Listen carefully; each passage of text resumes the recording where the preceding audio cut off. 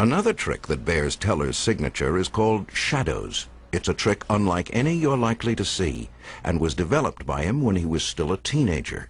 He was sitting in his room in candlelight. He was a rather melodramatic teenager, and he had some blocks from his childhood, and they were casting a shadow on the wall, and he pushed the blocks and you could see the shadow move, and then it said, what a great effect. Shadows is probably the best bit in our show. It's a perfect example of a trick that you have the image you want. And the image doesn't have to be a rose falling apart from the shadow, but something falling apart, the shadow being more important than that.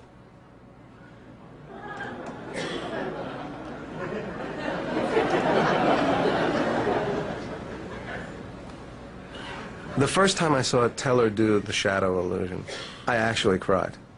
There are moments when magic is so poetic that it just catches me. Nobody knows how it's done, and no one will figure it out, but that doesn't matter.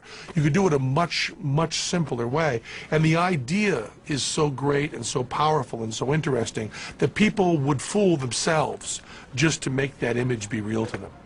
The notion of envisioning that illusion and carrying it out so beautifully, so delicately and small and simple. You know, I've seen it at least a dozen times live, and it always gets me.